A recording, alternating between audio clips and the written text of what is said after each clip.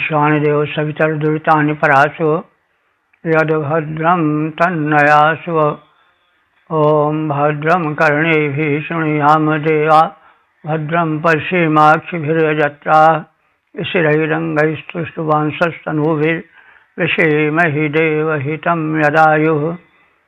ॐ वेद प्रेमियों सुधी श्रोताओं, संप्रति हम सब ऋग्वेद के षष्ठ मंडल के 50वें सूक्त की व्याख्या में प्रवेश करने जा रहे हैं।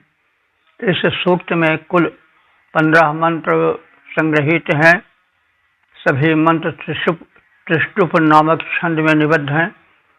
मंत्र दृष्टा ऋजीश्व भारद्वाज देवता विश्व देवा हैं। इस सूक्त के प्रथम मंत्र का शीर्षक है अदिति, मित्र, वरुणादि देवों का आवाहन। अब संबंधित मंत्र का सर्वप्रथम सस्वर पाठ हो जाए। हुवेवा देवी मदितन्नमाभिरमृलेखाजवरुणं मित्रमग्निम् अभीक्षदामर्यमणं सुषेवं त्रातन् देवान् सवितारं भगञ्च। इस प्रथम मंत्र में यज्ञ में देवी अदिति, वरुणादि देवों को सुखी जीवन हेतु आमंत्रित किया गया है। देवाः, हे देवो, हे दिव्य गुण संपन्न प्रकाशक, जीवन में सुख आदि देने वाले देवताओं, मैं उपासक मृडिकाय माने सुख प्राप्ति के लिए, नमो भी माने नमन के साथ, देवीम अदितिम, आदित्यों की माता अदिति को, और वरुणम मित्रम अग्निम, वरुण मित्र अग्नि को,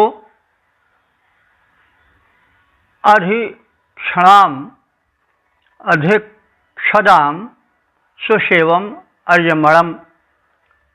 अधिक्षदाम माने शत्रु संहारक, सुषेवम माने सुसेवनीय, अर्यमणम माने अर्यमा देवता को, सवितारम सविता देवता को, भगम च और भग देवता को, जो कि त्रातृण रक्षक हैं, इन देवों को आमंत्रित करता हूँ। तो यज्ञ कर्म किया जाए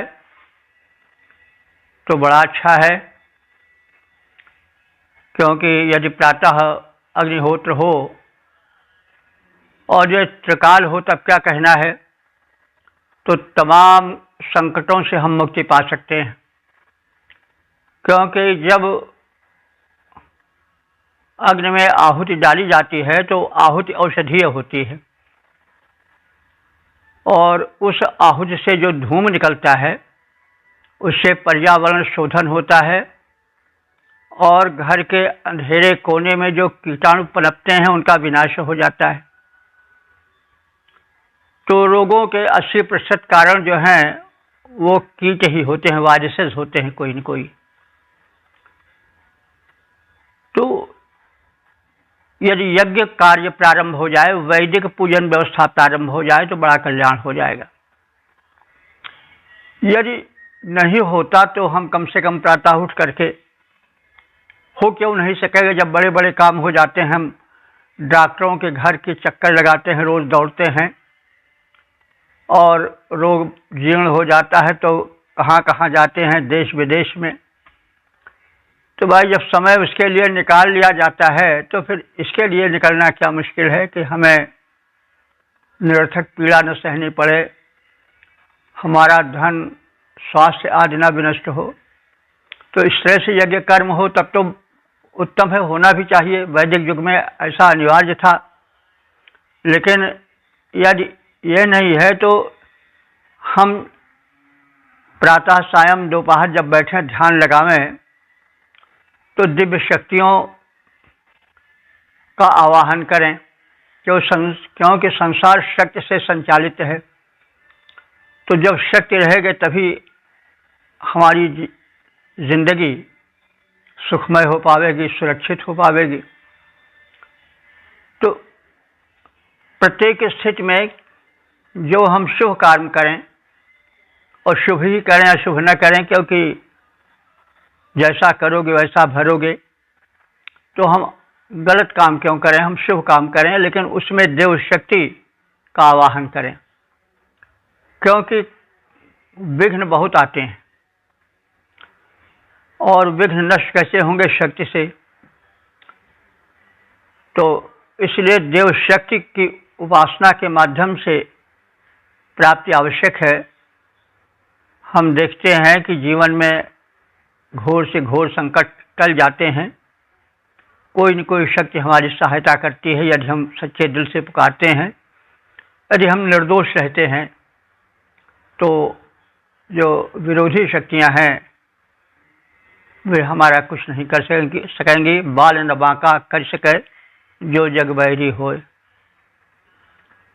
तो देवाह, हे देव, मृडिकाय यानी सांसारिक शारीरिक और मानसिक सुख के प्राप्ति के लिए, मृडिकाय सुख प्राप्ति के लिए नमो भी, नमस्कार पूर्वक, नमन पूर्वक मैं उपासक देवीम अदितिम, आदित्यों की माता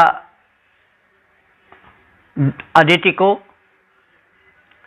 और वरुणम, वरुण देवता को, मित्रम, मित्र देवता को, अग्निम, अग्नि देवता को, और अभिक्षदाम सुसेवम अर्यमणम। अभिक्षदाम माने शत्रु संहारक, सुसेवम माने सुसेव्य, अर्यमणम माने अर्यमा देवता को, सवितारम सविता देवता को, और भग देवता को हम आमंत्रित करते हैं। तो ये सब आदित्य मंडल ही हैं और अदिति के पुत्र हैं, इसलिए आदित्य कहे जाते हैं। अदिति का अर्थ होता है जो खंडित न हो। तो आदित्यों की माता अखंड शक्ति है, इसीलिए उसको अदिति कहा जाता है। जिसको तोड़ा ना जा सके, टुकड़ों में न किया जा सके, जो अखंड हो, तो वह अखंड शक्ति अदिति है। और उसी से आदित्य हुए हैं। जितने नाम लिए गए हैं लगभग वो सब आदित्य मंडल के 12 आदित्यों से संबंधित हैं। तो हे देवगणों, मैं सुख की कामना से नमन पूर्वक देव माता अदिति को, वरुण को, मित्र देवता को, अग्नि देवता को, शत्रु संहारक एवं सेव्य अर्यमा, सविता, भग देवता तथा अन्य रक्षक समस्त देवगणों का आवाहन करता हूँ। तो देवों के विषय में तो परिचय दिया जा चुका है। वरुण और मित्र, ये साथ साथ ही रहते हैं। वरुण जो हैं वो ऋग्वेद के प्रमुख देवों में से हैं। ये समुद्र में रहते हैं, इसलिए समुद्र को वरुणालय भी कहा जाता है। यानी जल के अधिपति देव हैं, जल में इनका निवास होता है। आज भी पूजन होता है। तो वरुण देवता की महत्ता नहीं लोग भूले हैं और कलश में उनको स्थापित करते हैं शुभ कार्य में। तो कलश में जल है और जल में वरुण देव का निवास है। मित्र देवता सूर्य ही का एक रूप है और ऐसी मान्यता है श्रुति ग्रंथों में कि वरुण देव जो हैं प्राणियों के दिवसकृत कर्मों का लेखा जोखा रखते हैं मित्र देवता दिवसकृत कर्मों का लेखा जोखा रखते हैं और वरुण देवता निशाकृत कर्मों का लेखा जोखा रखते हैं। यदि लेखा जोखा कहीं न हो तो फिर कौन व्यक्ति किस योनि में भेजा जाए, कौन जीव किस कोटि के उच्च या नीच शरीर में जाए, कर्म भोग करे, कौन राजा के घर पैदा हो, कौन रंग के घर पैदा हो, तो कर्मानुसार रहता है। वैदिक संस्कृत में, हमारे सनातन मान्यता में जो चेतन तत्व है ऊर्जा रूप में, जिसे आत्मा कहा गया है, वो कभी नष्ट नहीं होता है। एक शरीर से दूसरे शरीर में सहज रूप से प्रवेश कर जाता है। उसके साथ संस्कार रूप में उसके कृत कर्म लिपटे हुए चलते हैं और फिर कर्मानुसार उसे जन्म लेना पड़ता है। और पुनर्जन्म का सिद्धांत बहुत हद तक ठीक भी है, क्योंकि कोई सुखी है, कोई दुखी है, कोई राजा के यहाँ है, कोई रंग के यहाँ है, इसको केवल एक संयोग नहीं कहना चाहिए।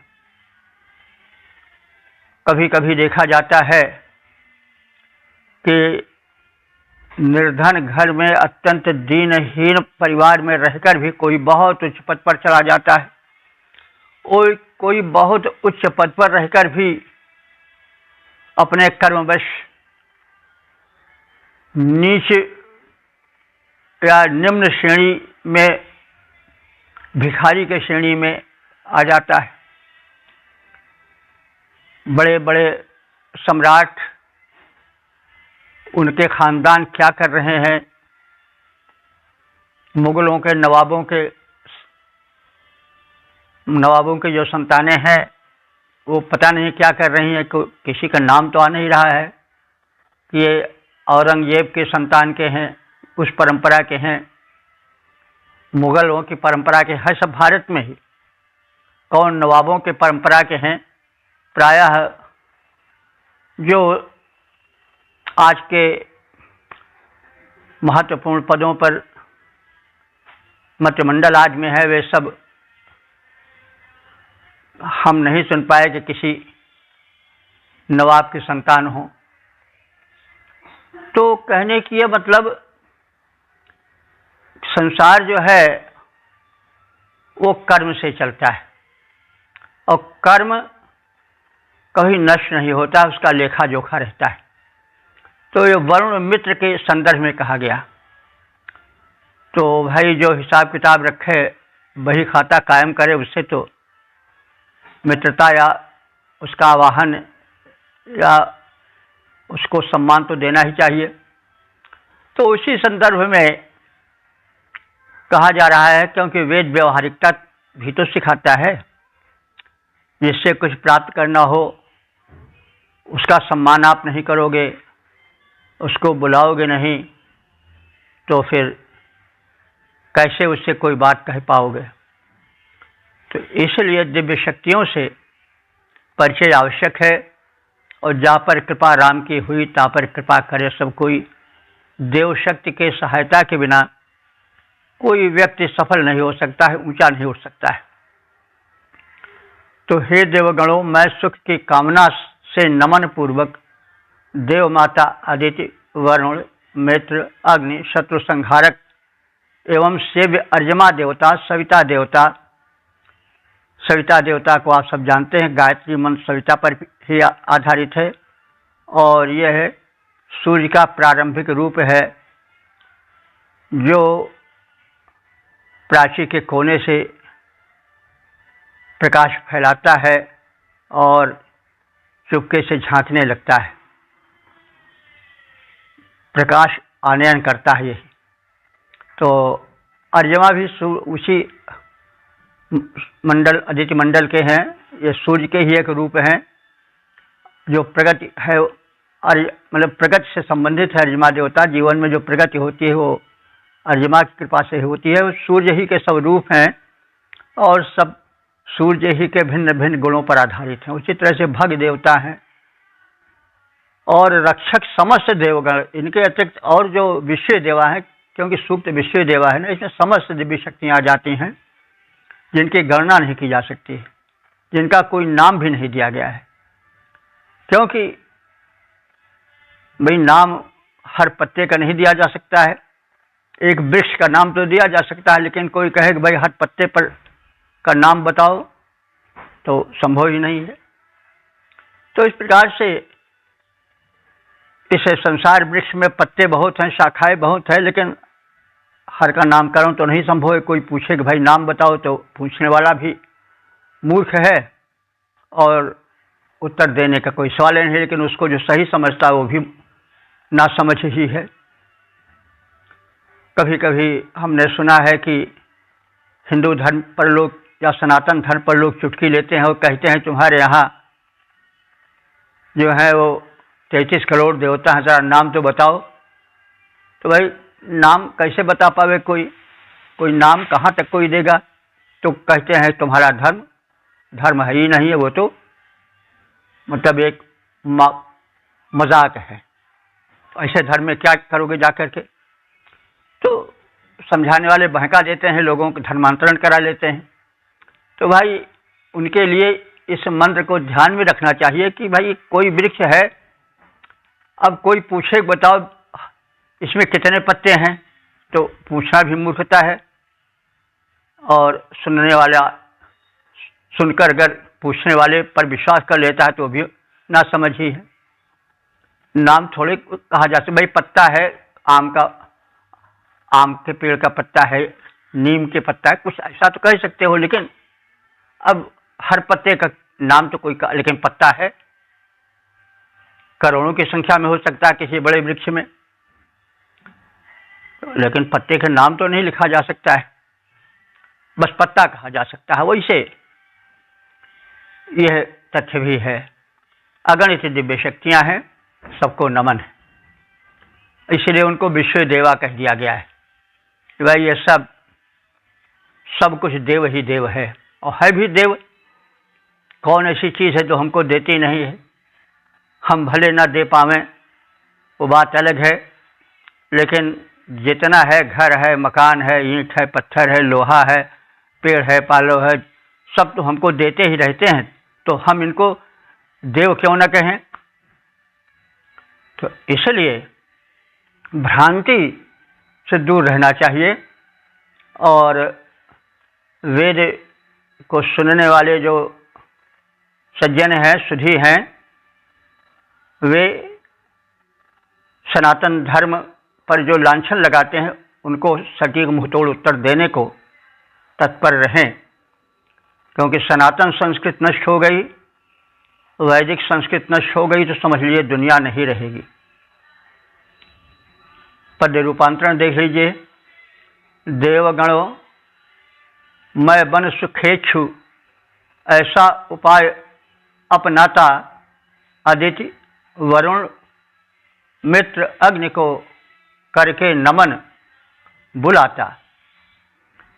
अरिहंता अर्यमा सेव्य सविता भग को मैं ध्याता, रक्षक सकल देवमंडल को करके नमन बुलाता।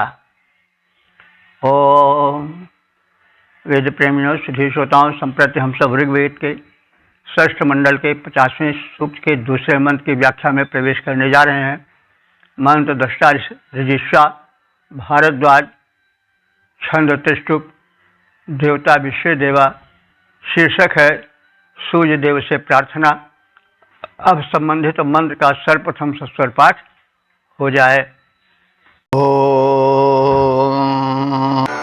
सुज्योतिषः सूर्यदक्षपितॄननागास्त्वे स्वमहोभिः देवान् द्विजन्मानो जरतसापः सत्याः सर्वन्तो यजता अग्निजिह्वाः। इस दूसरे मंत्र में विश्व देवा के अंतर्गत सूर्य देवता से प्रार्थना की गई है कि वे अन्य देवों को उपासकों के हित हेतु प्रेरित करें। तो देवताओं के गुण धर्मों का, उनकी शक्तियों का भी कथन है, उनके स्वरूप का भी कथन है, और इस प्रकार से दिव्य शक्ति संपन्न देवों को सूर्य देव आमंत्रित करें और हमारे जीवन यज्ञ में वे आएं, उसे सफल बनाएं। तो सूर्य का अर्थ होता है प्रेरक। सूर्य को सूर्य क्यों कहा जाता है? प्रेरयति सूर्यति प्रेरयति कर्मणि इति सूर्य। जो काम में प्रेरित कर दे, लगा दे, वो सूर्य है। क्योंकि जब सूर्योदय का समय होता है तभी लोग जगते हैं, कर्म में लगते हैं। रात्रि में तो लोग विश्राम करते हैं। रात्रि विश्राम के लिए बनी है। अब तो खैर कुछ पाबंदियां हैं, कुछ सभ्यता के कारण उत्पन्न समस्याएं हैं। नहीं तो हमारे यहाँ जो रात्रि में सक्रिय होता था उसको निशाचर कहा जाता था, या चोर।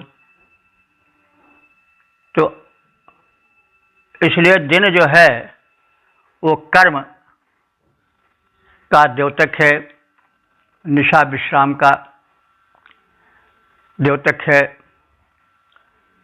तो सूर्य जो है प्रेरक है। सूर्य का अर्थ सूयते प्रेरयति। तो जो प्रेरित करे कर्म में वो सूर्य है।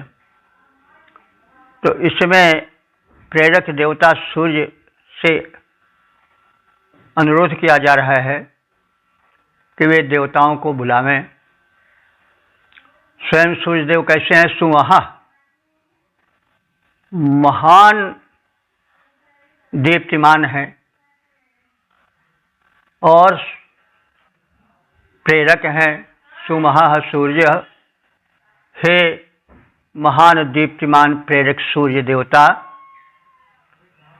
दक्ष पितृन, तुम उन देवताओं को हमारे जीवन यज्ञ में बुलाओ जो दक्ष पितृन हैं, जिनके पिता दक्ष नाम के पितर हैं। तो दक्ष का अर्थ निपुण होता है, कर्म निपुण। तो सबसे बड़ा कर्म निपुण तो परमात्मा है, क्योंकि उसने जो जो निर्माण किया वो देखते ही बनता है। कहाँ तक उसका वर्णन किया जाए? रंग बिरंगे पक्षी, रंग बिरंगे फूल फल, नदियाँ, समुद्र, आसमान, तारे, चंद्र, आज सब उसी की कृतियाँ हैं। सब उसी कलाकार के सब उकेरे हुए चित्र हैं।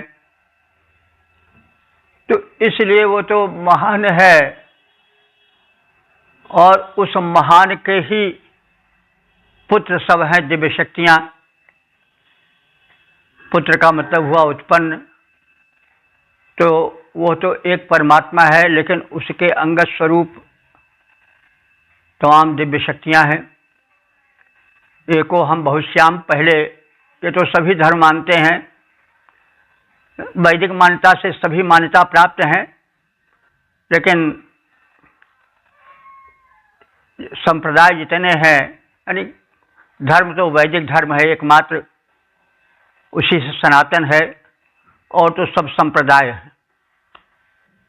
संप्रदाय का मतलब हुआ एक सीमित मान्यता जो रखते हैं, वो संप्रदाय है। जैसे जो केवल एक ही अपने ही धर्म को सब कुछ मानकर अन्य धर्मों को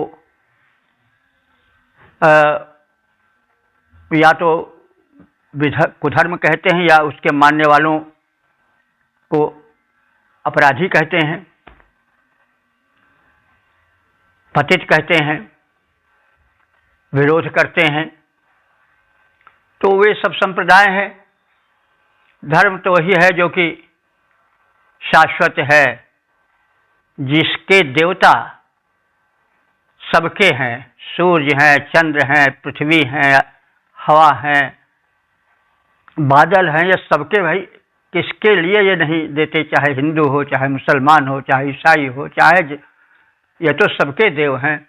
तो भाई इनको जो नहीं मानता है और जो सब पता नहीं कहाँ विराजमान जो है बैठा हुआ कोई है उसको देव मानते हैं और इसका विरोध करते हैं, तो वो तो मेरे विचार से ठीक नहीं है। ठीक है, देव मानो, लेकिन एक जो दिव्य अनुभूति है या साक्षात जो हम देख रहे हैं, सूर्य ना हो तो जीवन नहीं चलेगा, हवा ना हो तो जीवन नहीं चलेगा, जल ना हो तो जीवन नहीं चलेगा, पृथ्वी ना हो तो कोई रहेगा ही नहीं। तो ये सब देव नहीं है, तो एक कल्पित कहीं बैठा हुआ किसी सातवें आसमान पर कौन है, जिससे पूछो भैया चलो, तो उसको बता ही नहीं पाएंगे। ठीक है, माना जाए, कोई मानना बुरा नहीं है, लेकिन मान करके विचार खो देना, अनजान बन जाना, यह बुरा है। तो इसलिए सूर्य देवता प्रेरक देवता हैं। उनसे कहा जा रहा है कि उन समस्त देवताओं को बुलाओ जो दक्ष संभूत हैं, दक्ष पितृ, जिनके पिता दक्ष हैं। अब यहाँ दक्ष पर बात उठी थी। दक्ष माने कहते बड़ा दक्ष है, इफिशियंट है। तो अब उस परमात्मा से बढ़कर कौन दक्ष हो सकता है? तो इस तरह से देवताओं का जो पिता है, उत्पन्न करने वाला है, वो दक्ष, सबसे बड़ा दक्ष वही है। और दक्ष एक प्रजापति भी माने जाते हैं। प्रजापति माने जिनसे तमाम लोग उत्पन्न हुए हैं सभी। तो ऐसा कहा जाता है, पौराणिक मान्यता भी है और पुराण भी वेद ही से अनुप्राणित हैं कि महाराज कश्यप या ऋषिवर कश्यप की 5 पत्नियां थीं। आदित्य, दिति, दनु और कद्रु, विनता, इन्हीं से 5 हुए हैं। अदिति से आदित्य हुए, फिर दनु से दानव हुए और नाग और सर्प, ये मतलब एक जातियां हैं। कोई ये उन सांपों से जोड़ना नहीं ठीक है। ये लोग अपने पताका में सांप या नाग या गरुड़ रखते रहे हो, उनको नामकरण कर दिया गया हो, वही ये बात अलग है। तो ये कहा जाता है कि जो 5 महाराज महर्षि कश्यप की पुत्रियां थीं, इनके पिता कौन थे? दक्ष, दक्ष प्रजापति थे। तो इसलिए पूर्व पुरुष जो हुए, पितृ जो हुए, वो कौन हुए? दक्ष हुए। और जो आदित्य हैं, वो आदित्य के माता की तरफ से पुत्र हैं। और वो जो आदित्य है वो किसकी पुत्री है? दक्ष की पुत्री है। तो हम इस तरह से भी दक्ष प्रजापति से भी जोड़ सकते हैं और उसी से सब पितृ आदित्य मंडल सब हुआ है। आदित्य मंडल में 12 देव हैं, उसी में सविता, वरुण और मित्र, विष्णु आदि सब जो हैं वो सब आदित्य मंडल के ही अर्जमा, जिनका नाम लिया जाएगा, सब आदित्य मंडल के सदस्य हैं। तो अब यहाँ से स्पष्ट हो गया है बात कि दक्ष पितृन, जिनके पितर दक्ष हैं, पितामह मातामह जो कह लें, तो सुज्योतिषः देवान, तो ऐसे देवों को जिनके कि पूर्व पुरुष मतलब दक्ष हैं, अथवा उस दक्ष बड़ा जो कलाकार है परमात्मा है उसके पुत्र हैं, अथवा दक्ष नाम प्रजापति के संतान परंपरा में है मातृपक्ष से। और जो सुज्योतिषः सुज्योत्स्य हमारे सुंदर कांति वाले हैं, सुंदर ज्योति वाले हैं, दीप्ति वाले हैं। देवान माने जो दिव्य हैं, दाता हैं, देने वाले हैं, इसलिए देव कहलाते हैं वे। अनागाह, अनागाह थे, वे अनागस कहते हैं निष्पाप को, आगस कहते हैं पाप को और अनागस कहते हैं निष्पाप को। ऐसे देवता जो कि निष्पाप हैं, वे विष माने हम सब उपासकों के अनुकूल बने।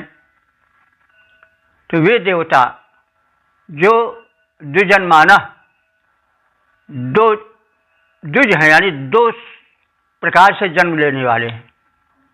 एक तो परमपिता परमात्मा से जन्म लिए हैं, एक जन्म उनका वो है। दूसरा जन्म है जब वे आवाहक द्वारा, भक्त द्वारा, अश्रोता द्वारा बुलाए जाते हैं और यज्ञ में आते हैं, प्रकट होते हैं, तो उनका दो जन्म हो गया। तो जो द्विजन्मा है ऋत शापः, जो कि सत्यभाषी हैं। ऋत माने यज्ञ भी होता है, ऋत माने सत्य भी होता है। तो ऋत शापः, साप है, बड़ा सा नहीं, तालवी सा नहीं है, दंती सा है। तो शापः माने आचरण करने वाला। तो ऋत शापः माने सत्याचारी, अथवा ऋत माने यज्ञ में आने वाले हैं। ऋत का सत्य भी अर्थ होता है, शाश्वत सत्य का, और ऋत माने यज्ञ भी होता है। तो जो देवता द्विज हैं, ऋत शापः माने सत्याचारी अथवा यज्ञ में आगमन करने वाले हैं। स्वरवंतः, जो सुखात्मक हैं, स्ववंतः सुखात्मक या आत्मवान हैं। यजताः माने जो यजनीय है, पूजनीय हैं। और अग्निजिह्वा, जिनकी की जिह्वा अग्नि है, यानी जो अग्निजिह्वाधारी देव हैं, सब देवताओं के विशेषण हैं। तो अब यह प्रश्न होता है कि देवता को अग्निजिह्वा क्यों कहा गया है, अग्निजिह्वा वाले क्यों हैं? क्योंकि देवता जो हव्य ग्रहण करते हैं वो अग्नि की जिह्वा से। अग्नि की जिह्वा क्या है? लपट। तो अग्नि की जिह्वा में डाली गई आहुति को अग्नि के माध्यम से पहले अग्नि उसको ग्रहण करते हैं अपनी जिह्वा से, और उन्हीं की जिह्वा से देवता भी ग्रहण करते हैं हव्य। तो इसलिए वे अग्नि जिह्वा कहे जाते हैं, जिनकी जीभ अग्नि है, यानी अग्नि के माध्यम से जो ये देवगण है जिनका कहा गया है नाम, ये सब अग्नि जिह्वा हैं। क्योंकि अग्नि की जिह्वा से ही ये आहार या आहुति पाते हैं, इसलिए अग्नि जिह्वा हैं, यानी अग्नि ही जिनकी जिह्वा हो वो। तो यज्ञाग्नि की लपटों से ही उसमें डाली गई आहुतियों को वे ग्रहण करते हैं। तो अग्नि जिह्वा में थोड़ा अलंकार है कि आग की लपटें जिह्वा ऐसी हैं, उसमें आहुति डाली जाती है, जल उठती है उस जिह्वा, जैसे आदमी या प्राणी जिह्वा से खाता है, वैसे वेदी की अग्नि उस जिह्वा से ग्रहण करती है, और उसी जिह्वा से देवता जो है वो आहुति या यज्ञ भाग पाते हैं। इसलिए वे अग्नि जिह्वा हैं, अग्नि जिह्वाधारी हैं। तो हे प्रेरक महान सूर्यदेव, दक्ष संभूत शोभन कांति युक्त देवों को हमारे अनुकूल करो, वे हमारे यज्ञ में आए। जो देवता द्विजन्मा हैं और जो सदाचारी हैं, सत्यवादी हैं, यज्ञ प्रिय हैं, आत्मवान हैं तथा निष्पाप हैं, और जिनकी जिह्वा अग्नि है, ऐसे देवों को हमारे अनुकूल बनाओ और यज्ञ भूमि पर लाओ, अपनी कृपा दिखाओ। हे सूर्य देव, जो देव दक्ष संभूत कांति उत्तम धारी, जो आत्मवान द्विज सत्यशील निष्पाप सदैव सदाचारी, अनुकूल करो उन देवों को जो हैं जिह्वा ज्वालाधारी, वे भक्षण करते जाते हैं ज्वाला से आहुतियां सारी। ओम। वेद प्रेमियों, सुधीर श्रोताओं, संप्रति हम सब ऋग्वेद के षष्ठ मंडल के 50वें सूक्त के तीसरे मंत्र की व्याख्या में प्रवेश करने जा रहे हैं। मंत्र दृष्टा रजिस्ट्रा भारद्वाज, छंद त्रिशुभ देवता विश्व देवा। शीर्षक है देवा पृथ्वी से प्रार्थना। अब संबंधित मंत्र का सर्वप्रथम सस्वर पाठ हो जाए। ओम उतद्या वा पृथिवी क्षत्रपरबृहद्रोदसे शरणं सुषुम्ने महस्करथो परिभो यथा नोऽस्मे क्षयाजधिषणे अनेहः। इस तीसरे मंत्र में विश्व देवाः के अंतर्गत द्यावा पृथ्वी की स्तुति की गई है। द्यावा पृथ्वी को रोदसी भी कहते हैं। एक ही शब्द में दोनों का अर्थ समाहित रहता है रोदसी में। द्यावा पृथ्वी क्या है? दो चीज़ है, धरती आकाश, यही दो तो मुख्य तत्व हैं। इन्हीं के बीच में प्राणी जगत पनपते हैं, जन्म लेते हैं, पनपते हैं, अंत में इसी में शरीर छोड़ देते हैं। तो ये सब धरा गगन के तले धरती का प्यार पले, तो वही द्यावा पृथ्वी है। पृथ्वी वो है जिस पर हम लोग विचरण करते हैं, प्राण जगत विचरण करता है। और द्यावा द्युलोक यानी ऊपर, पृथ्वी के ऊपर जितना है सब अंतरिक्ष है, उसके बाद द्युलोक है आकाशी का अंश सब। तो जहाँ तक वायुमंडल है वहाँ तक अंतरिक्ष है, उसके बाद फिर जो स्पेस है वो सब महाकाश में आता है, सब मिला करके सब आकाश ही आकाश है। तो अब यहाँ पर भूमंडल को और गगन मंडल को संबोधित करके उनकी प्रार्थना की जा रही है, क्योंकि उन्हीं दोनों के बीच में, माता पिता के बीच में जैसे संतान पलती है वैसे प्राणी मात्र पलते हैं। तो इनकी महत्ता अकथ है, उसी का कथन किया गया है। द्यावा पृथ्वी, हे दिलोक और भूलोक या द्यावा पृथ्वी, उरक्षत्रम करथा, हमें विस्तृत क्षात्र बल से युक्त कर दो। उर माने व्यापक, क्षत्र माने क्षात्र बल, शासन बल,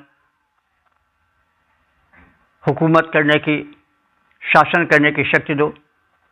भाई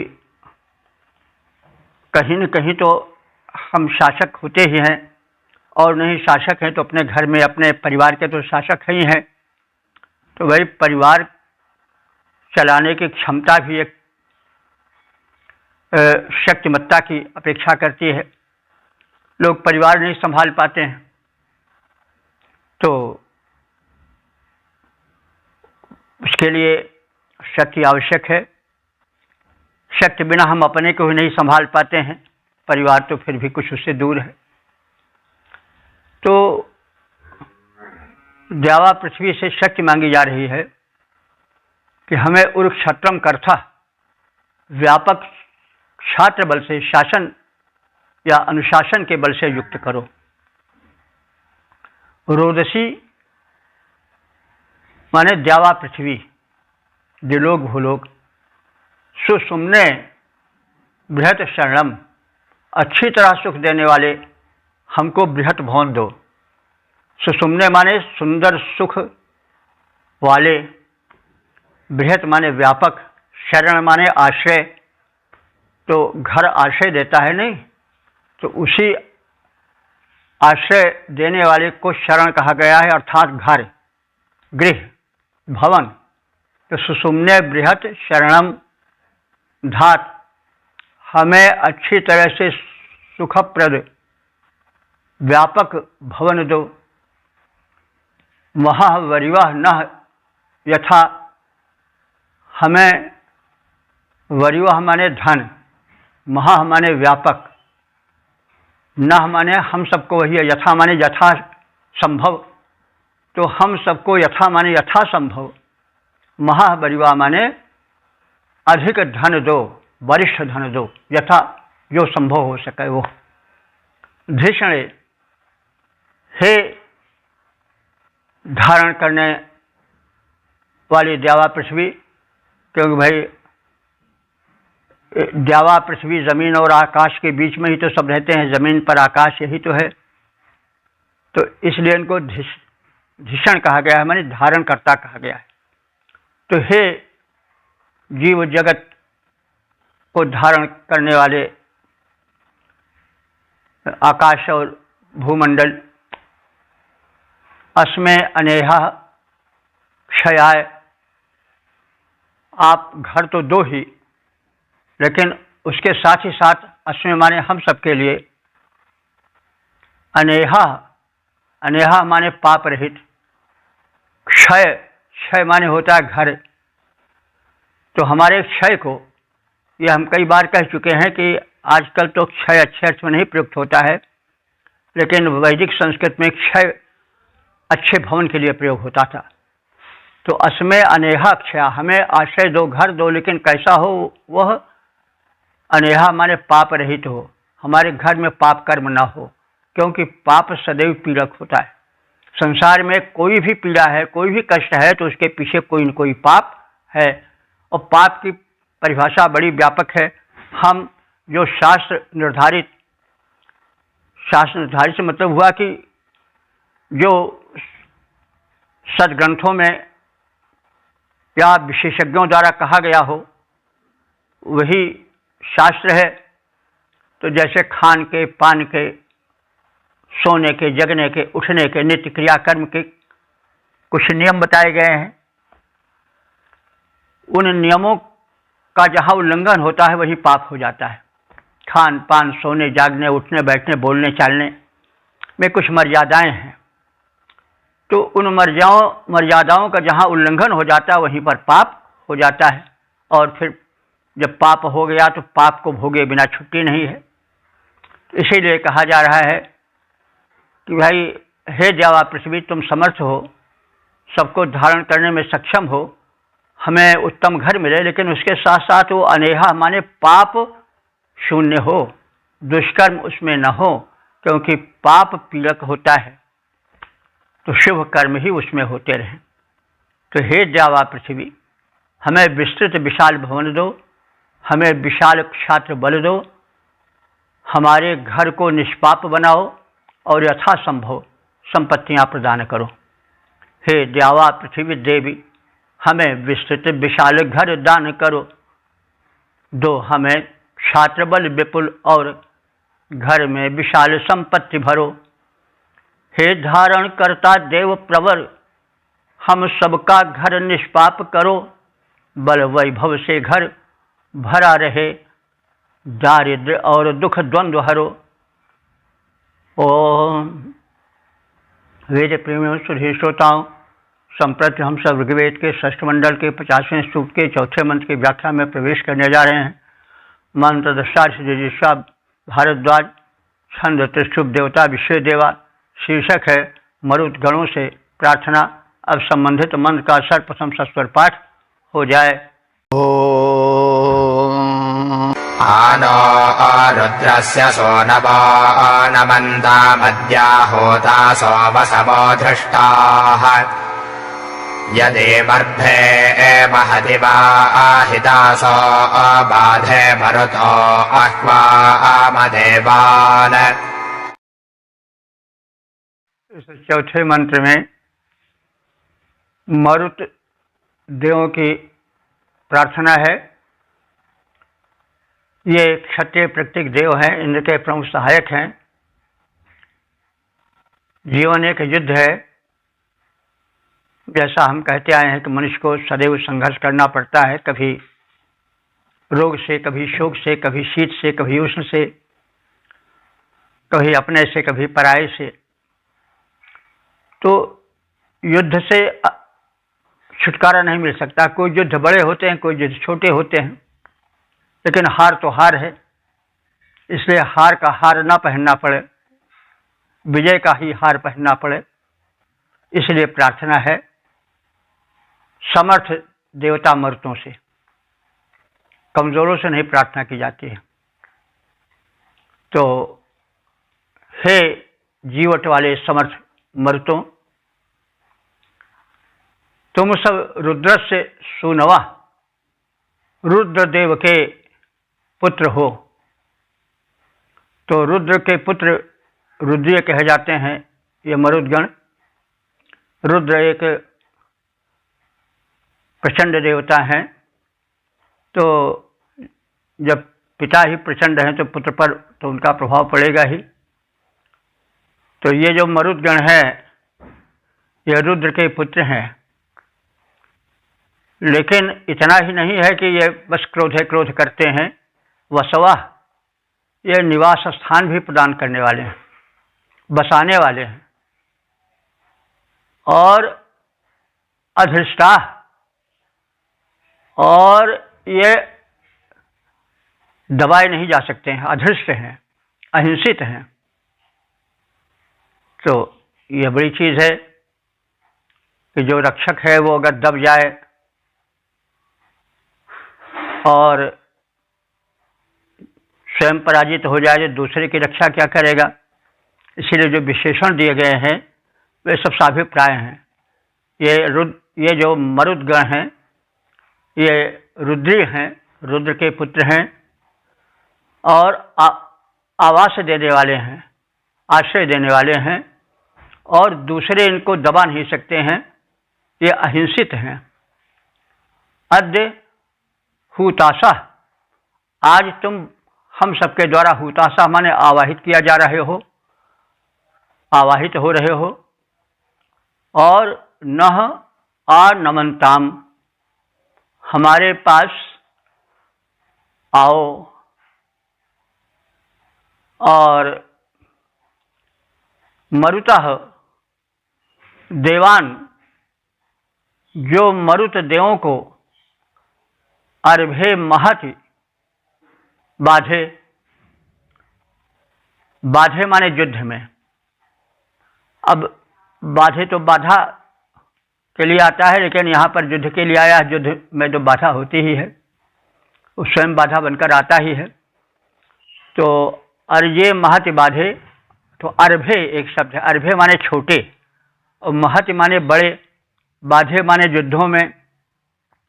हे रुद्रपुत्र वीर बलि मरुतों, तुम आओ और अर्भे महति बाधे, छोटे या बड़े सभी युद्धों में हिताशः, हमारे हित करने वाले बनो, हमें विजय देने वाले बनो। हम सब तुम्हारा आह्वान करते हैं, तुम्हें आदरपूर्वक बुलाते हैं। सबके आश्रयदाता रुद्र के पुत्र, हे अहिंसक मरुदगण, आज हम तुम्हारा आवाहन करते हैं, आपसे अनुरोध करते हैं कि छोटे या बड़े कैसे भी युद्ध हों, इन सभी में आप हमारा कल्याण करो, हमें विजय दिलाओ, हम अहिंसित रहें, हम उनमें विजयी रहें। तो हे रुद्रपुत्र हिंसा विहीन, सबके आश्रयदाता महान। हे रुद्रपुत्र हिंसा विहीन, सबके आश्रयदाता महान। हे मरुद वृंद, हम सब करते हैं आज तुम्हारा आह्वान। छोटे या बड़े सभी युद्धों में हम सब तुम्हें बुलाते हैं, कल्याण करो आकर भगवन, हम सादर विनय सुनाते हैं। ओम वेद प्रेमियों सुधी श्रोताओं, संप्रति हम सब ऋग्वेद के षष्ठ मंडल के 50वें सूक्त के 5वें मंत्र की व्याख्या में प्रवेश करने जा रहे हैं। मंत्र दशा ऋषि भारद्वाज, छंद त्रिष्टुप देवता विश्वदेवा, और शीर्षक है मरुदगणों का आवाहन। अब संबंधित मंत्र का सर्वप्रथम स्वर पाठ हो जाए। मिम्यक्षजेषु रोदसेनु देवीसि शक्तिपूषा अभ्यर्थयज्वा, श्रुत्वा हवम् मरुतो यद्धजाथ भूमा रेजन्ते अध्वनि प्रविक्ते। विषय देवा के अंतर्गत इस 5वें मंत्र में मरुदगणों के बल वेग का कथन है। उनकी महत्ता, उनके प्रचंड वेग के परिप्रेक्ष्य में अर्थ है। येषु माने जिनमें या जिनके साथ, रोदसी, रोदसी कहते हैं धरा और गगन अथवा द्युलोक और भूलोक, इन दोनों का मिलित रूप जिसको द्यावा पृथ्वी कहा गया है, उसका एक ही शब्द में रोदसी में समाहार है।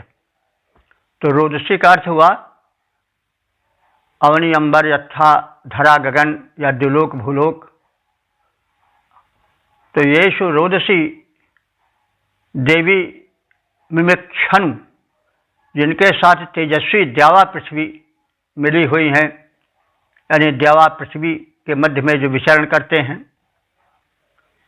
अभ्यर्थ यज्वा, अभ्यर्थ यज्वा माने जो भक्तों को, यज्वा माने यजनशील भक्तों को समृद्ध करने वाले हैं। अभ्यर्थ यज्वा जो यजनशील भक्तों को समृद्ध करने वाले हैं, मरुदगणों का विशेषण है। पूषा शिशक्ति, जिन मरुदगण की शिशक्ति माने सेवा करते हैं कौन? पूषा, पूषा देवता। पूषा देवता को हम जानते हैं सूर्य का एक पोषक रूप जो है वह पूषा कहलाता है। पूषा माने सूर्य, लेकिन सूर्य का पूषा नाम इसलिए है कि उनसे पोषण प्रदान होता है। यह हम सब जानते हैं कि अगर सूर्य न रहे या सूर्य की किरणें न पड़ने पावें तो जो उपज होती है वो वृद्धि नहीं पाती, बढ़ नहीं पाती, उसको अच्छा मार जाता है। तो पोषण शक्ति, ऊर्जा जो सूर्य के माध्यम से धरती पर आती है, तभी तो बड़े वृक्ष के नीचे जब छोटे वृक्ष रहते हैं तो वे पनप नहीं पाते हैं, क्योंकि उनकी ऊर्जा जो गगन से क्षरित होती है, गिरती है, वो बड़े वृक्ष सोख लेते हैं, छोटे वंचित रह जाते हैं। तो पूषा सूर्य का नाम इसलिए है कि वो पोषण देता है। सूर्य से ही वो जो तेज की ऊर्जा की सूक्ष्म वृष्टि होती है।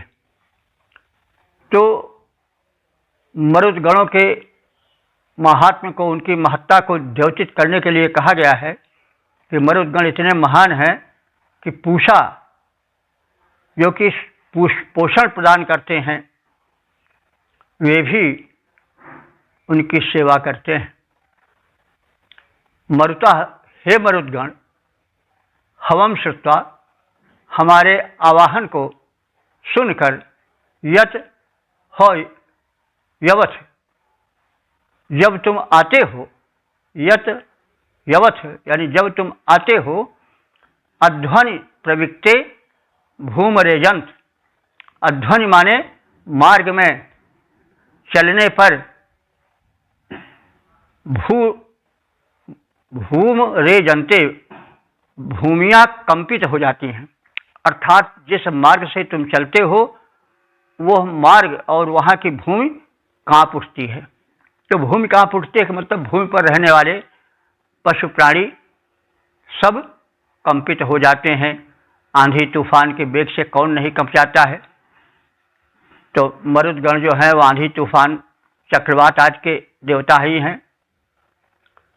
तो तेजस्वी द्यावा पृथ्वी जिनके साथ है, उपासकों को समृद्ध करने वाले पूषा देव जिन मरुदगण की सेवा करते हैं, अर्थात जिन मरुदगण तेजस्वी द्यावा पृथ्वी का साथ पाते हैं, यानी द्यावा पृथ्वी जिनके साथ साथ लगे रहते हैं, जुड़े रहते हैं, तो जिन शक्तिशाली मरुतों से द्यावा पृथ्वी संयुक्त रहते हैं, जुड़े रहते हैं, और उपासकों को समृद्ध करने वाले पूषा देव भी जिन मरुदगणों की सेवा में निरत रहते हैं, उन मरुदगणों का हम आवाहन करते हैं। उनके आगमन पर, उनके वेग से पथ के सभी प्राणी कांपने लग जाते हैं, भूमि वहाँ की प्रकंपित हो जाती है। तेजस्वी द्यावा पृथ्वी मिल जिनका प्रिय साथ निभाते हैं, समृद्धि प्रदायक पूषा जिनकी सेवा में लग जाते हैं, उन्हीं मरुदगण को सादर अब हम सब यहाँ बुलाते हैं, जिनका कि वेग और लोक सारे कंपने लग जाते हैं। ओम वेद प्रेमियों, सुधीर श्रोताओं, संप्रति हम सब ऋग्वेद के षष्ठ मंडल के 50वें सूक्त के 6ठे मंत्र की व्याख्या में प्रवेश करने जा रहे हैं। मंत्र दशारी ऋजीश्वा भारद्वाज, छंद त्रिष्टुप देवता विश्वदेवा। शीर्षक है इंद्र स्तुति हेतु कथन। अब संबंधित मंत्र का सर्वप्रथम सस्वर पाठ हो जाए।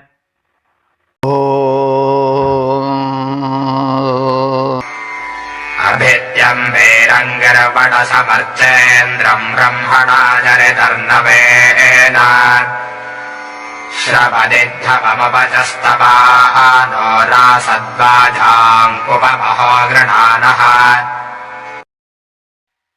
इस छठे मंत्र में इंद्र की उपासना हेतु अनुग्रह या एक प्रस्ताव है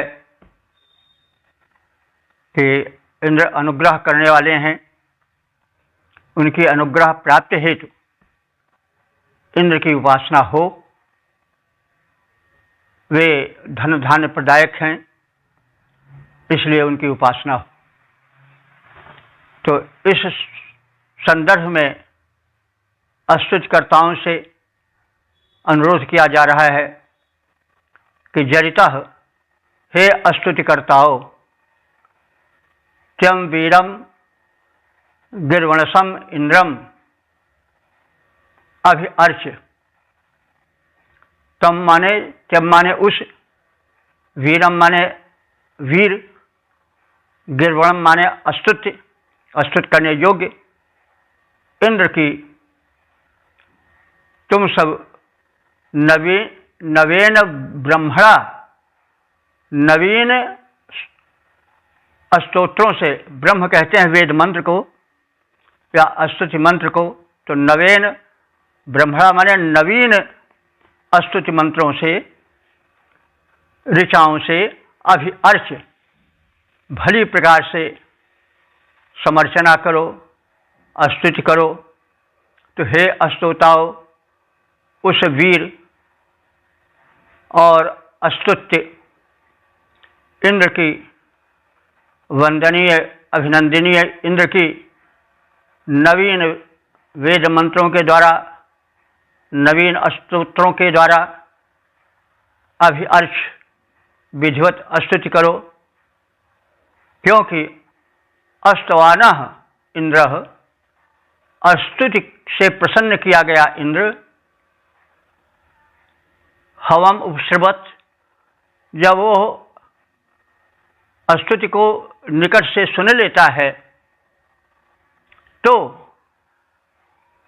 गृणानः, वो स्तुति करने वाले को महाबाजान उपरासक, महान बाज कहते हैं शक्ति को भी और बाज कहते हैं अन्न को भी। तो वह स्तुति किया गया और स्तुति से प्रसन्न हुआ इंद्र, प्रशंसित अत्यधिक उपयोगी व्यापक वाजान माने अन्नों को अथवा शक्तियों को उपरासत माने समीप आकर के प्रदान करता है। तो अथवा यह भी कहा जा सकता है कि वह इंद्र स्तुत्य है, वह बलवीर है, नवीन स्तोत्रों से उसकी स्तुतियाँ करो और वह इंद्र भी उन स्तुतियों से प्रसन्न होकर तुम्हारे निकट, तुम्हारे कल्याणार्थ उपस्थित हो और तुम्हें यानी उपासकों को या हम सबको अत्यधिक बल, धन, वैभव, अन्नादि प्रदान करे। हे स्तुतिकर्ताओं, उन वीर वर वंदनीय इंद्र की स्तुतियाँ नवीन स्तोत्रों से, ऋचाओं से करो, ताकि स्तुतियों से प्रसन्न होने पर इंद्र हमें प्रचुर धन और अन्न दें। और इंद्र से अनुरोध है कि वे अस्तुति से प्रसन्न होकर हम सब अस्तुतिकर्ताओं को, भक्तों को, उपासकों को धन धान्य से समृद्ध करें, शक्तिशाली बनाएं। हे अस्तुतिकर्ताओं, सुरेंद्र हैं, पूज्य वीर बलवान, अभिनव अस्तोत्रों से उनकी स्तुति करो सुजान। जब प्रसन्न वे हो जाएंगे सुनकर स्तुति गान, प्रचुर अन्न को और शक्ति को हमें करेंगे दान। तो जब देव प्रवर प्रसन्न होंगे तो हमें मन चाहा अत्यधिक प्रदान ही करेंगे। इसलिए स्तुति जीवन में आवश्यक है। स्तुति का महत्व प्रत्येक धर्म संप्रदाय में है, व्यवहारिक जीवन में भी है। जब तक हम प्रार्थना पत्र नहीं लगाते हैं तब तक हम भले ही पात्र क्यों न हो, हम अपने अभीप्सित को, मनचाहे को प्राप्त नहीं कर पाते हैं। इसलिए स्तुति परम धर्म है। जीवन स्तुतिमय हो जाना चाहिए। वह जीवन जो स्तुतिमय है, नम्रता से भरा है, वह धन्य जीवन है। तो ऋग्वेद जो है वो केवल धार्मिक शिक्षा ही नहीं देता है, व्यावहारिक शिक्षा भी देता है। स्तुति के महत्व को प्रतिपादन करता है। ओम वेद प्रेमियों, सुधीर श्रोताओं, संप्रति हम सब ऋग्वेद के षष्ठ मंडल के 50वें सूक्त के 7वें मंत्र की व्याख्या में प्रवेश करने जा रहे हैं। मंत्र दृष्टा ऋजीश्वर भारद्वाज, छंद तिष्ठुप, देवता विश्व देवा, और शीर्षक है रोग नाशक जल स्तुति। अब संबंधित मंत्र का सर्वप्रथम सत्स्वर पाठ हो जाए।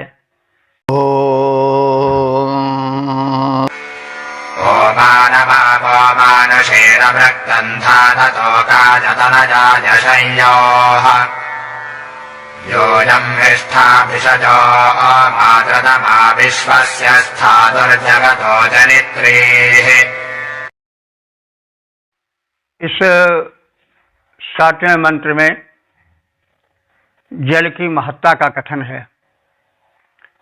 जल ही जीवन है, हम सब इसे जानते हैं। और मनुष्य का स्वास्थ्य बहुत कुछ जल पर निर्भर रहता है। आबो हवा कहते हैं कि भाई यहाँ का हमको पानी नहीं लग रहा है, सूट नहीं कर रहा है। तो और इस परिप्रेक्ष्य में हमें जल की शुद्धता पर विशेष ध्यान देना चाहिए। शरीर में 4 हिस्से में 3 हिस्सा जल है, और यही बात पूरे ब्रह्मांड में है। पृथ्वी में 3 हिस्से में जल फैला हुआ है, 1 हिस्से में पृथ्वी है। तो जल की महत्ता अधिक है, इसीलिए प्रकृति ने या परमात्मा ने जल का अधिक किया है। तो जल स्वच्छ होना चाहिए। जल का चिकित्सीय महत्व है, और प्राकृतिक चिकित्सा में जल चिकित्सा का बड़ा महत्व है। तो यह मंत्र जल चिकित्सा का जनक कहा जा सकता है। आजकल जो है वो नेचुरोपैथी की बड़ी चर्चा है, लेकिन नेचुरोपैथी के मूल जो हैं वो आपको वेद मंत्रों में मिलेंगे। तो यह मंत्र जो है जल चिकित्सा का प्रेरक मंत्र कहा जा सकता है। आपः यहाँ पर विश्व देवा के अंतर्गत आप देवता का यानी जल देवता का स्तवन है, उनकी प्रार्थना है। आपः, हे जल प्रवाह या जल राशि, मानुषी तुम मनुष्यों के हितैषी हो। अस्तु तोकाय तनयाय, तोकाय बने पुत्र के लिए, और पुत्र के पुत्र के पुत्र के लिए अर्थात पौत्रों के लिए।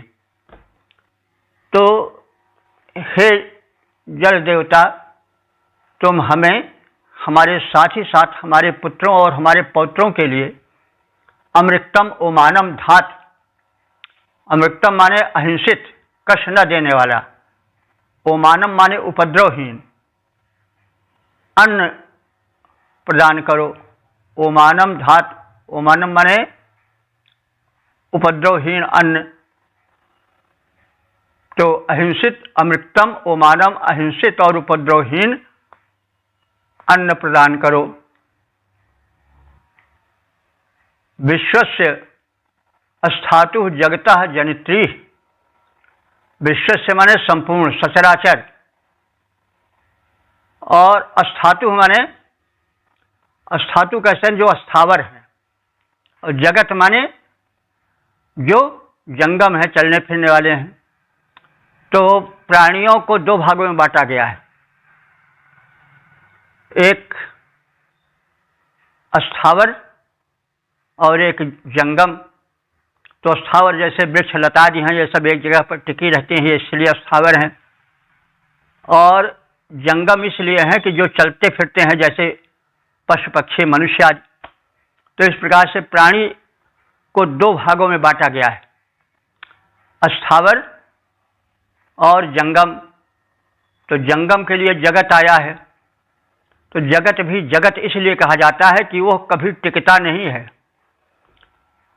संसार आया और फिर गया, एक फसल, एक वृक्ष की मंडली, मनुष्यों की जमात आई गई, जन्म लिया, मरण को प्राप्त हो गई। तो यह सब जगत है, जंगम है, मतलब चलने फिरने वाला है, कोई यहाँ पर टिकने वाला नहीं है। सब मुसाफिर यहाँ, सब सफ़र पर, यहाँ ठहरने की इजाज़त किसी को नहीं। तो झूमती गुनगुनाती हुई यह हवा कौन जाने कि तूफान के साथ हो, कौन जाने निदारे गगन के तले यह हमारे लिए आखिरी रात हो। सब मुसाफिर यहाँ, सब सफ़र पर, यहाँ ठहरने की इजाज़त किसी को नहीं, क्योंकि यह सब जो है वो जगत है। जगत माने चलने फिरने वाला है, टिकने वाला नहीं है। तो जल देवता से कहा जा रहा है, हमारे यहाँ प्रत्येक वस्तु में देवत्व निवास करता है, दिव्य शक्ति रहती है। हम उसको ठुकरा देते हैं, समझ नहीं पाते हैं या उपेक्षा कर देते हैं। तो जब हम जल की उपेक्षा करेंगे तो फिर हम उपेक्षित होंगे। जल के अभाव में या शुद्ध जल के अभाव में हम रोगी हो जाएंगे और फिर भोगेंगे। तो इसलिए हम जब उसको पूज्य मानेंगे तो उसको पवित्र रखेंगे, उसका यथोचित सेवन करेंगे। जब देव मानेंगे तो हम पत्थर के आगे झुक जाते हैं, फिर जल तो जल है। तो वही बात कही जा रही है कि हे जल देवता, तुम विश्व से माने संपूर्ण स्थातु जगतः, स्थावर और जंगम जगत के जनित्री माने जन्म देने वाले हो, उत्पन्न करने वाले हो। और यूयम मातृतमाह भिषजा अस्थ, तुम मातृतमाह माने माता से भी बढ़ करके, भिषजा माने औषधि रूप में प्रकट होने वाले हो। जैसे माता पुत्र के पीड़ित होने पर तरह तरह की दवाएं खोजती है, लाती है, देती है, तो तुम उससे भी अधिक आतुर रहते हो हम सब के आरोग्य हेतु। तो यूयम मातृतमाह भिषया, तो माता से भी बढ़ करके औषधि का संयमन प्रबंधन करने वाले हो, उससे भी बड़े चिकित्सक हो। तो तुम हे जल बहुत बड़े चिकित्सक हो। शमयोः, तुम हमारे उपद्रवों को, जो जल दोष से उत्पन्न होते हैं, उनको तत्काल शांत करो। तो हे जलराश, तुम मनुष्यों के हितैषी हो, हमारे पुत्र पौत्रों के हेतु निरुपद्रव स्वास्थ्य रक्षक अन्न को प्रदान करो, क्योंकि अन्न भी तो जल ही से उपज पाता है, बढ़ता है। तो तुम जल जंगम जगत के उत्पत्ति करता हो। हे जल, तुम माताओं से भी श्रेष्ठ चिकित्सक हो। अस्तु हमारे समस्त विकारों को विनष्ट करो। हे जल देव, मनुज के हो तुम रक्षक हिति प्रधान। दो सदन वो जो कि स्वास्थ्य की रक्षा करे महान। माता से भी बढ़े चिकित्सक हो तुम वीर महान। सकल विकारों को विनष्ट कर दो हे जल भगवान। तो प्राकृतिक चिकित्सा का, जल चिकित्सा का स्रोत यहाँ देखा जा सकता है वेदों में। तो हम जल की महत्ता को समझें और जल के द्वारा स्वास्थ्य को सुनियंत्रित रखने की चेष्टा करें। ओम वेद प्रेमियों, सुधीर श्रोताओं, संप्रति हम सब ऋग्वेद के 6ठ मंडल के 50वें सूक्त के 8वें मंत्र की व्याख्या में प्रवेश करने जा रहे हैं। मंत्र दृष्टा श्री स्व और छंद त्रिष्टुप, देवता विषय देवा और शीर्षक है सविता देवता की प्रार्थना। अब संबंधित मंत्र का सर्वप्रथम सस्वर पाठ हो जाए। आनो देवः सविता त्राजमानो हिरण्यपाणिर्यजतो जगम्यात् यो तत्र वाङ्कुशसो न प्रदेकं व्यार्धते दाशुषे वार्याणि।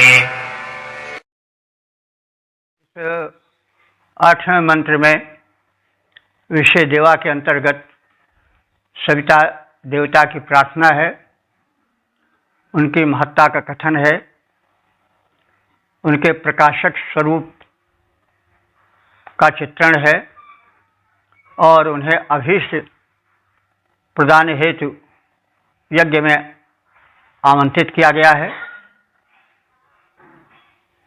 तो यह सविता देवा दत्तवान, जो सविता देव महान धनवान है, दानी है। देखो, सविता के महत्व को बहुत कुछ कहा जा चुका है, आप सब जानते भी होंगे। सूर्य का प्रारंभिक रूप सविता है। जब प्रभात काल मुस्काता है, उषा का आगमन होता है, झुलफुला काल हो जाता है, तो वो सूर्य के कारण होता है और वो सविता देव का ही प्रारूप है। और जब रविबिंब किरणों से हीन होता है, तो उसका जो प्रारंभिक प्रकाशक रूप होता है वही सविता है। सविता को जगदोत्पादक और प्रेरक देव कहा गया है, क्योंकि सविता की किरणें बड़ी ही कल कोमल और औषधीय गुणों को समेटे हुए होती हैं। इसीलिए त्राटक भी सविता पर होना चाहिए, प्रारंभिक रूप पर, जो जिसमें किरणें न निकली हों, केवल रक्त बिंब ही कल कोमल रूप में दृश्यमान हो। तो सविता देवता का बड़ा महत्व है। गायत्री मंत्र सविता पर ही आधारित है, जिसकी बड़ी महिमा है, हम सब जानते हैं। कोई ऐसा नहीं होगा जो गायत्री मंत्र के विषय में न जानता हो। तो वह मंत्र, मतलब गायत्री तो एक छंद है, लेकिन जो उसके देवता हैं वो सविता ही हैं। उसमें सविता देवता की ही प्रार्थना है। तो इस मंत्र में भी सविता देवता की प्रार्थना है। प्रार्थना में उनके गुण धर्मों का कथन होता है। तो सविता देवता कैसे हैं? वे प्रेरक हैं, धनवान हैं, धन समृद्धि प्रदान करने वाले हैं। उषसः नः प्रतीकम, वे हमारे लिए उषा के समान ही आकर्षक हैं, प्रिय हैं। दाशुषे वार्याणि, वे दाशुषे माने दानी यजमान को, प्रशस्त धन, वार्याणि माने प्रशस्त धन प्रदान करने वाले हैं। भी ऊर्णुते देते हैं, प्रदान करते हैं। तो वे दासु से दानी यजमान को, उपासक को वार्याणी प्रशस्त माने उच्च कोटि का धन प्रदान करते हैं। भी उन्नते वही देते हैं। त्रायमाण हिरण्य प्राणी, तो वे कैसे हैं? त्रायमाण रक्षक हैं, त्राता हैं। और कैसे हैं? हिरण्य पाणी, पाणी माने हाथ। तो सूर्य देवता की जो किरणें हैं वही उनका हाथ है, सविता देवता। तो उनकी किरणें हिरण्य, हिरण्य माने सुनहली हैं, सोने, हिरण्य माने सोना या सुनहला। तो सविता देवता हिरण्य पाणी हैं, सोने के समान कल किरणों वाले हैं। यानी सूर्य का वो बिंब जिसमें किरणें अभी नहीं निकली हैं, लेकिन फिर भी सुवर्ण के समान वो प्रतीत होती हैं। तो हिरण्य पाणी उनको कहा गया है। तो इसका अर्थ ऐसा भी हो सकता है, हिरण्य स्वर्ण को कहते हैं पाणी ही अशेषा, जिसके पाणी में हाथों में सोना हो वो हिरण्य पाणी है। तो जो प्रातःकालीन यानी सविता का रूप है सूर्य का, वह धन प्रदायक है, स्वास्थ्य धन देता है, कर्म में संलग्न करके हमें धन धान्य से पूर्ण करता है। इसलिए हम उसको हिरण्य पाण इस रूप में भी कह सकते हैं। हिरण्या स्वर्णा है पाणव यस्य सह हिरण्य पाणी। तो वे हिरण्य पाणी हैं, अथवा उनकी कल कोमल किरणें स्वर्णवत हैं। वो यद्यपि बिंब तो बिल्कुल किरणहीन सा होता है, लेकिन फिर भी कुछ न कुछ तो अपने उस चमक में वो किरण बिखेरता ही है, मतलब एक आभा तो बिखेरता ही है। तो इसलिए उसको हिरण्य पाण कहा गया है। अथवा स्वर्ण उसके हाथों में रहता है, यानी वह व्यक्तियों को कर्मठ और स्वस्थ बना करके धन धान्य से पुष्ट करता है। इसलिए वह सुवर्ण किरण है, सुवर्ण पाणी है, स्वर्ण पाणी है। और कैसा है? यजता, यजनीय है, पूजनीय है। ऐसे ही सविता देव न आ जगम्यात, हम सबके समीप आए तो हम यदि ध्यान लगाएं तो हमारे ध्यान में आए, यदि हम यज्ञ में बुलावें तो वहाँ आवें, उनका सूक्ष्म रूप आवे। तो देव आते जरूर हैं, उनका सूक्ष्म रूप आता है, प्रत्यक्ष रूप भी आ सकता है। यानी वे बुलाने पर आते अवश्य हैं। वे उदार हैं, सर्वशक्तिमान हैं। तो यहाँ सविता देव की महत्ता और आह्वान पर उनके आगमन का कथन है और अनुरोध है कि हमारे आह्वान पर हमारे समीप आए, हमें धन धान्य से परिपूर्ण करें। तो जो सविता देवता रक्षक हैं, स्वर्णिम रश्मि युक्त हैं, अथवा जिनके हाथों में स्वर्ण है, जो उद्यमी बना करके, स्वस्थ बना करके व्यक्ति को धन धान्य से परिपूर्ण करते हैं, उषा के समान जो प्रिय है, कोमल प्रकाशमान है, पूजनीय है, धनवान है एवं मनुष्यों को अभीष्ट प्रदान करने वाले हैं, ऐसे सविता देवता हमारे निकट पधारें। हम उनका वंदन करते हैं, अभिनंदन करते हैं। जो सविता देव सुरक्षक हैं, स्वर्णमयाभा से भासमान। जो सविता देव सुरक्षक हैं, स्वर्णमयाभा से भासमान, धनवान पूज्य पावन समर्थ, जो उषा सदृश हैं दीप्तिमान। जो सविता हैं यजनीय वांछित, वैभव देते मन भाए। वे प्रेरक देव महान हमारे पास हितैषी बन आए। वे प्रेरक देव महान हमारे पास हितैषी बन आए। ओम